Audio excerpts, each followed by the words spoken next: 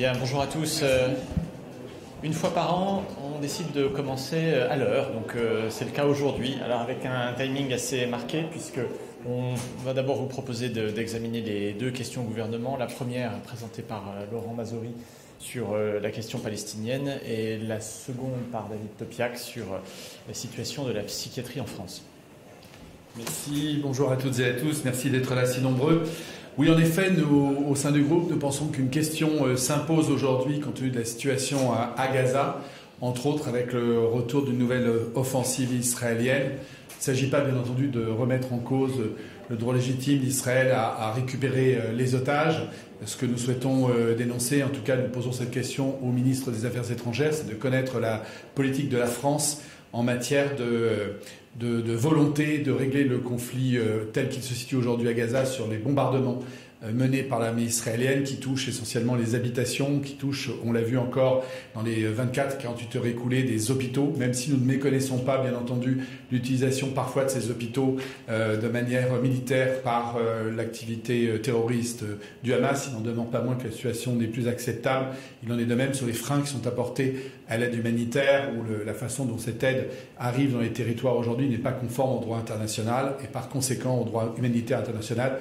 Nous appellerons le ministre des Affaires étrangères à nous donner un certain nombre de compléments d'informations sur la position définitive de la France. Nous avons, il y a quelques semaines ou quelques jours, entendu, y compris le gouvernement de notre président de la République, évoquer la reconnaissance d'un État palestinien. Eh bien, nous souhaitons avoir un point précis sur cette reconnaissance, puisqu'il serait lourd de sens pour participer au règlement du conflit et renforcer le poids international de nos alliés et de la France dans une forme de condamnation de la politique telle qu'elle est menée aujourd'hui depuis trop longtemps sous couvert du président Netanyahou en Israël. Voilà.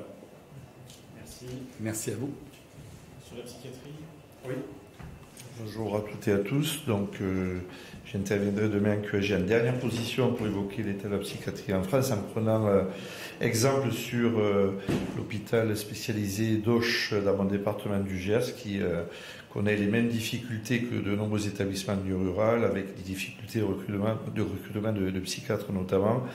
Ce qui peut entraîner des fermetures de lits, le fait que les urgences psychiatriques ne sont plus assumées. Et voilà, alors qu'évidemment les besoins sont criants, notamment chez les ados. Donc j'alerterai le ministre de la Santé et j'attends aussi des engagements forts, à la fois sur un plan national, puisqu'on devait être sur une année qui prenait en compte le sujet de la psychiatrie et qui mettait ça comme cause nationale, mais aussi de trouver des solutions pour nos territoires ruraux. Donc ça vient aussi en complémentarité de la proposition de loi sur laquelle j'étais intervenu sur les déserts médicaux. On retrouve les sujets de la désertification médicale au sein du sujet de la psychiatrie. Merci. Alors, s'il y a des questions, on y reviendra. Il y a par ailleurs plusieurs points à l'ordre du jour sur lesquels on pourra revenir. Le premier, c'est la loi du plomb et le débat d'hier où on souhaite réaffirmer la position du groupe, c'est-à-dire que la quasi-totalité des députés ont voté la motion de rejet, mais la charge aujourd'hui revient aux rapporteurs et aux forces politiques en commission mixte paritaire dans laquelle nous siégerons en tant que suppléants de parvenir à un texte d'équilibre, faute de quoi le texte s'expose à un retour conflictuel et voire périlleux à l'Assemblée nationale. Ça, c'est le premier point, parce qu'il y a un travail important qui a été fait notamment en commission des affaires économiques, et c'est la condition même du vote et du succès du texte. Le deuxième, c'est sur la situation des finances publiques. Nous avons ici alerté suffisamment de fois sur la fragilité du budget 2025 pour saluer le constat, l'opération vérité qui a été faite par le Premier ministre, à la fois sur le fait que les comptes dérapent et aussi le rapport de la Cour des comptes qui signale que la trésorerie de la sécurité sociale est le maillon le plus fragile de notre système de financement. Mais là aussi, on souhaite collectivement appeler le gouvernement à prendre ses responsabilités. On pointe depuis le début le fait que ce budget est défectueux et risque de déraper. Il faut en tirer des conclusions et reporter à 2026 et dans le budget 2026, l'ensemble des mesures qui seraient nécessaires et les annoncer en juillet ne suffit pas. Il y a un point d'alerte aussi sur l'exécution de l'année 2025. S'il n'y a pas des mesures correctrices fortes et qui vont au-delà des simples mesures de gel et d'annulation de crédit, le dérapage continuera à se marquer, et d'autant plus que le ralentissement de la croissance qu'on avait annoncé est aujourd'hui à l'ordre du jour. Donc ça, c'est le deuxième point. S'il y a des questions, on pourra y répondre. Et le troisième, c'est le sujet sur la fin de vie, où je passerai la parole à notre président Laurent Pagny-Fous, qui est par ailleurs un des rapporteurs du texte. Je dis quelques mots et je répondrai aux questions de Sylviana. Vous savez, donc dans quelques heures maintenant, nous allons voter en première lecture, j'ai envie de dire, ce texte sur l'aide à mourir en particulier, la fin de vie globalement, parce qu'il y a aussi le vote sur le texte des soins palliatifs, mais qui obtiendra l'unanimité, j'en doute pas une seule seconde. Sur la question de l'aide à mourir est plus sensible, elle est plus intime. Moi, j'ai mis le vœu aujourd'hui que ce texte sera largement voté, qu'il soit largement voté pour lui donner la force d'aller au Sénat. On sait une chambre plus forcément qui sera peut-être plus conservatrice et regardera avec beaucoup plus de fragilité ce texte. En tout cas, moi, j'ai mis le vœu aujourd'hui que l'Assemblée donnera un signal très fort. Les débats en commission et en séance ont été longs. Ils ont permis à chacun de s'exprimer très largement, très librement, quelles que soient les convictions des uns et des autres. Moi, je suis, à titre personnel, mais aussi en tant qu'apporteur, convaincu que ce texte porte un réel équilibre. Ça a été beaucoup dit, mais je crois vraiment qu'il le porte. La commission a légèrement ouvert sur certains sujets, ça a pu crisper par ailleurs, et en séance, ces sujets ont été refermés pour ramener le texte à ce qu'il était au début. Donc c'est la création, l'ouverture d'un nouveau droit que nous proposons aujourd'hui. C'est la première lecture, c'est cette ultime liberté. On verra bien ce que les députés vont en faire, mais le moment est important.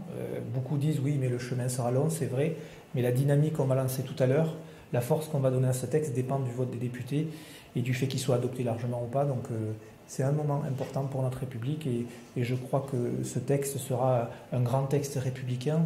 À nous, députés, de lui donner la force dont il a besoin. Vous savez quel sera le vote de votre groupe, à peu près ?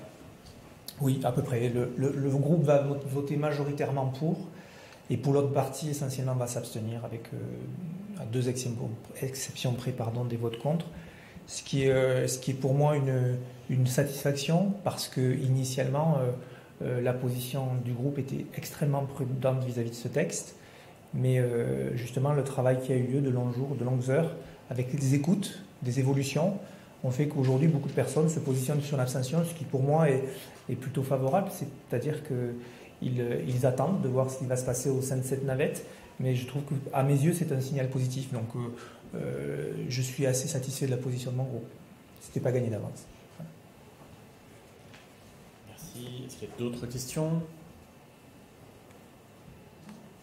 Tout va bien, rien de spécial à l'horizon de la vie politique française. Sur l'intervention du Premier ministre ce matin, oui. Est-ce qu'il a apporté des choses nouvelles selon vous Il a parlé des fonctionnements de la loi sur le budget, il a parlé de l'intégration sociale possible.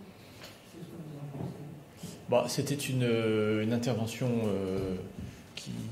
c'était un commentaire qui laissait entrevoir de possibles annonces. Donc, à ce stade, il est évident que la TVA sociale pourrait être sur la table des discussions, mais qu'elle suscite des réserves, que tout ce qui domine l'intervention, c'est une forme de tout est ouvert et tout pose question. Donc je pense que notre position, c'est plutôt de dire que l'urgence est à l'action, y compris sur l'exécution des comptes 2025. La croissance aujourd'hui, le budget a été voté avec une croissance à 0,9. On a toujours dit que c'était trop. Aujourd'hui, on tombe vers 0,6 et je suis sûr qu'on atterrira vers 0,5 ou 0,4 parce que le ralentissement, il est très très fort. Ça va avoir un impact sur l'ensemble des rentrées fiscales qui sont nettement en deçà de ce qui était prévu. Et comme toujours, le point faible, ça reste la trésorerie de la sécurité sociale, de la COS. Et donc là aussi, il y a des mesures de redressement immédiates à avoir. Donc là aussi, le risque aujourd'hui, c'est toujours trop peu, trop tard, hein, comme disent les Anglais, c'est-à-dire que le gouvernement a toujours un train de retard sur la situation économique et la dégradation des comptes publics. Sur ce sujet, pardon, oui. Vous disiez qu'il fallait agir dès 2025, au-delà du gel, si j'ai bien compris. À quelle mesure vous pensiez? Et l'autre question que je voulais vous poser, c'était est-ce que ce matin en conférence des présidents, si vous y étiez, le ministre des Relations avec le Parlement a évoqué une session extraordinaire jusqu'au 11 juillet ou pas? Alors, sur la question de la session extraordinaire, le président du groupe pourra compléter. On est favorable à ce que le Parlement siège en juillet, parce que la nécessité de réformer, de légiférer est là. Sur la question des comptes publics, notre position elle est invariable. Le budget tel qu'il a été voté pour 2025 n'est pas une garantie face au dérapage des comptes publics. Au contraire, il les rend possibles. Les mesures réglementaires de correction ne seront pas suffisantes, on le dit depuis toujours. Et donc un budget rectificatif ou des mesures législatives correctrices seront nécessaires. Et si on ne le fait pas,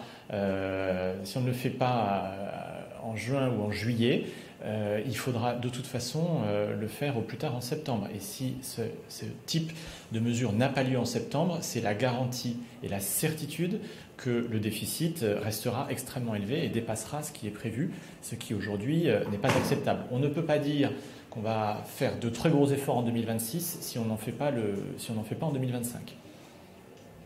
Mais quand même, les mesures que vous préconisez, c'est sur les recettes, sur la dépense. Les mesures, elles sont toujours... ce sont des mesures qui sont principalement axées sur le contrôle des dépenses, où on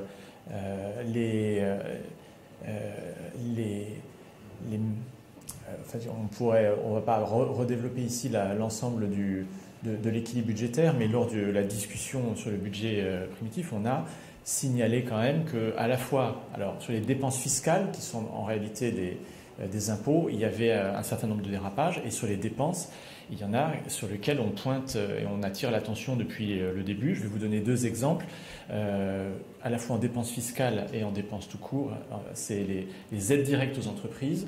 Et si vous les totalisez, qui aujourd'hui totalisent plusieurs dizaines de milliards d'euros. Et de la même façon, sur les dépenses fiscales, vous avez des points qui ont largement dérapé au-delà de tout motif structurel. Vous avez le crédit d'impôt recherche, vous avez des financements sur l'apprentissage qui sont devenus exorbitants. Enfin, en comparant les budgets d'il y a 10 ans avec ceux d'aujourd'hui, on voit très bien là où les dépenses n'ont pas été contenues. Et par ailleurs, je redis une chose, c'est que le discours dans lequel le Premier ministre s'est enfermé sur l'Himalaya budgétaire est extrêmement dangereux, parce qu'il donne le sentiment qu'il n'y a pas d'issue politique à la situation budgétaire. Il donne le sentiment que c'est inatteignable de rétablir l'équilibre des comptes. En réalité, on est face à une situation qui est un dérapage qui a été accentué d'année en année, sur lequel il n'y a eu aucune décision, et on est face à un problème très simple. Il y a des mesures à prendre et il faut simplement les faire accepter politiquement par ce Parlement. Mais donc tout ce qui relève de la métaphore de l'Himalaya, c'est en réalité un Himalaya d'inconséquence et d'irresponsabilité. Et s'il y avait une chose à retenir de l'interview de ce matin du Premier ministre, c'est la prise de conscience partielle et tardive d'une situation d'urgence qui appelle à l'action. Juste, je reprends peut-être la question de mon camarade sur la session extraordinaire. Sur la session. Et par ailleurs, est-ce que vous avez parlé ce matin du projet de loi simplification qui reviendra pour quelques heures aujourd'hui et demain dans l'hémicycle?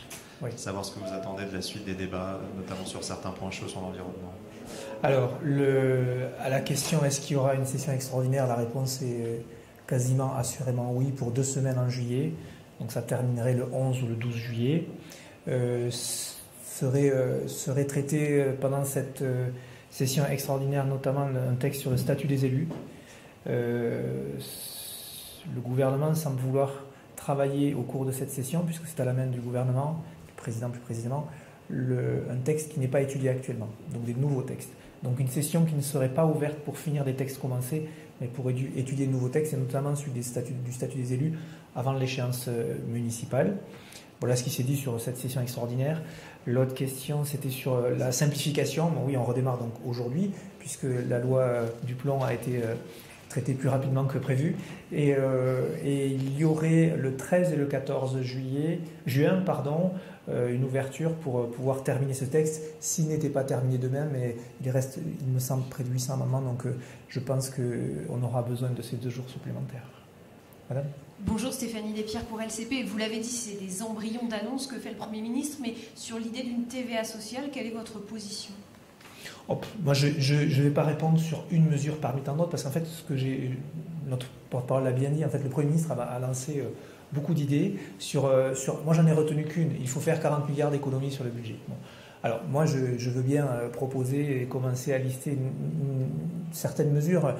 Déjà, sur ce qui est de la protection sociale, qui est le sujet qui me tient particulièrement à cœur, je veux dire, si on parle beaucoup du déficit des comptes sociaux, si demain on est en capacité d'améliorer, ne serait-ce qu'améliorer l'emploi des seniors et des plus jeunes, la question des déséquilibres des comptes sociaux, elle est traitée. Donc, on ne traite pas forcément une question comptable par des réponses purement techniques qui seraient des baisses de dépenses ou des hausses de recettes. Ça peut être aussi des politiques dynamiques sur l'emploi qui, je le rappelle, encore à ce jour, notre système de protection sociale, qui est la grande part des comptes publics, ce n'est pas le budget d'État la principale, ce sont nos comptes sociaux. Si nous étions capables de faire en sorte que les plus âgés d'entre nous puissent travailler, l'emploi des seniors soit effectif dans ce pays, au niveau par exemple de nos voisins européens, alors il y aurait un équilibre parfait de nos comptes sociaux. Donc moi je ne vais pas me laisser entraîner par le Premier ministre ou par quiconque sur une logique purement comptable. Il faut aller chercher un 40 milliards. Moi je suis ici pour faire de la politique et pas de la comptabilité. Je vous affirme une chose en revanche, c'est que l'équilibre des comptes publics, elle est indispensable. Merci. Parfait. Merci.